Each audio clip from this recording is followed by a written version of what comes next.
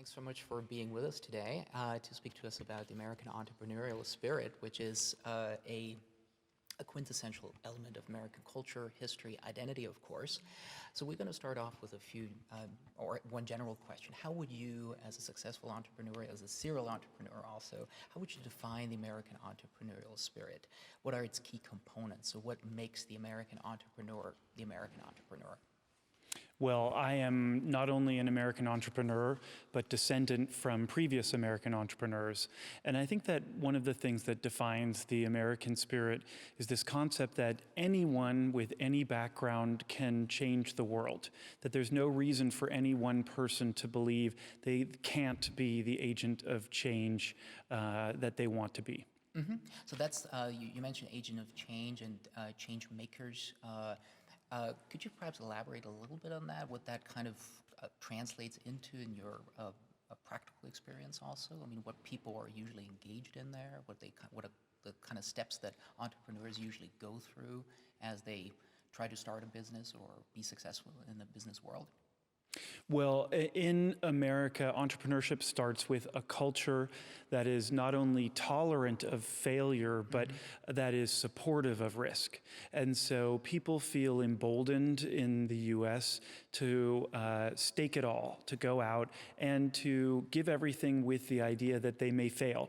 And so this is what underpins American entrepreneurs, is the notion that they have the right to give everything with the possibility of failure. And then, of course, there's an ecosystem in the US that supports these individuals, that allows them to raise capital, to attract like-minded people, to find the resources that they might require, and to help them initiate their project. Even in the US, we have an emphasis on regulatory and tax structure that supports these entrepreneurs. They don't pay tax on money they haven't made.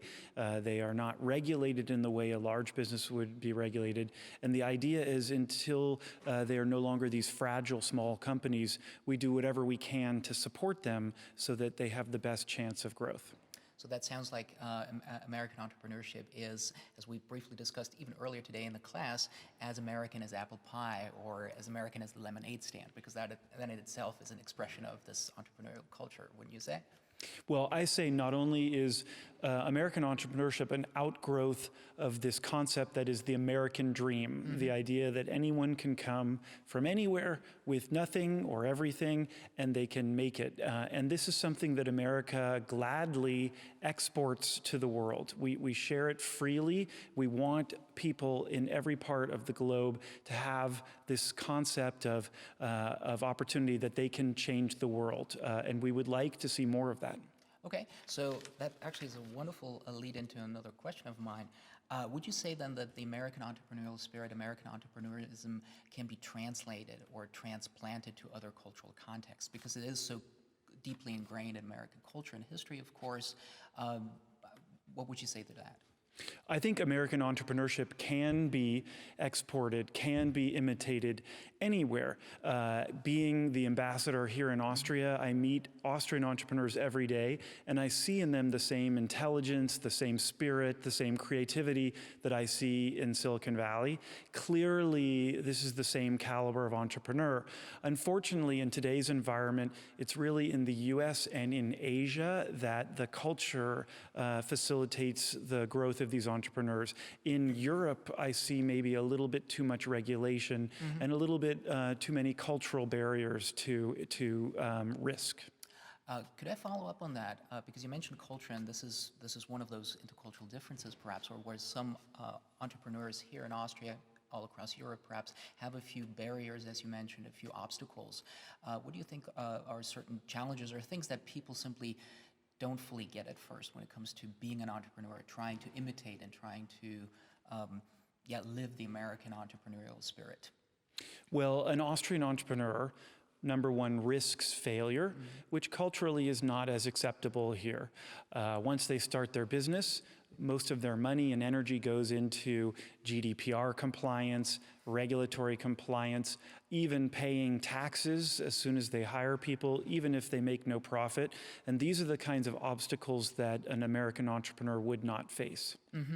So there's certain structural as you put it, an ecosphere that is in place already in the U.S., where Europe might still be a little bit lacking. Speaking of ecospheres, because that translates into a bit of a historical dimension that we also look at in our project, and you also said you're a descendant, of course, of a series of entrepreneurs. Where would you, in the grand arc of American history, see the main impulses or landmarks that continue to fuel this entrepreneurism as it played out of the grand arc of American history? Well, I think the history of America is the history of different technical revolutions. Whether we had the steam era for transportation, the Henry Ford era of factory production, et cetera. And what we've seen over the last sort of 20 to 30 years has been kind of the new industrial revolution as powered by digital. And this is what's given us the platforms and the technologies that drive all of the innovation really worldwide. So it's actually quite an exciting time to be an entrepreneur. Agreed, and there's probably much more of that going to happen just around the corner. One final question, perhaps, and this is a bit more local, since our project is, of course, located at this intersection between the U.S. and Styria in particular. During one of your previous visits, you highlighted that you like the province of Styria, its people, its resources, and during your visits, I'm pretty sure you've visited with a number of different companies. During your visits, was there any, any experience perhaps where you could point to and say that's the Styrian entrepreneurial spirit, particularly local inflection of that, and how would you describe that, or perhaps also where you encountered that? Well, I won't lie to you, my heart is a little bit green, or as the Landeshauptmann tells me, white and green, and said in that order, which I do.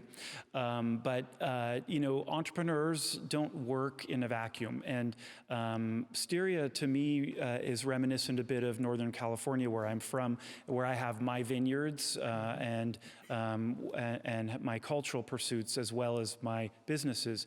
Here in Styria, you also have a wine region, you have a variety of industries, culture, the city of Graz, of course, a UNESCO World Heritage Site, heavily cultural, similar in some ways to San Francisco in its physical beauty. And this is the environment that the entrepreneur works in. And as I said, we don't work in a vacuum, and these other elements of the region affect our desire to stay, our desire to be productive, and the larger ecosystem. And so I think Styria has many of the elements as a region that would foster entrepreneurship and that remind me of my own Silicon Valley.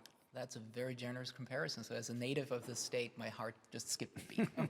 I think that's... But is it green? Is it green? Well, it's white and green. It's white and green. And a little bit of red, white, and blue. Because as an American studies scholar, of course, I'm sort of like moving back and forth between the cultures. I think that's pretty much it. Great. Thank you so much for all your input.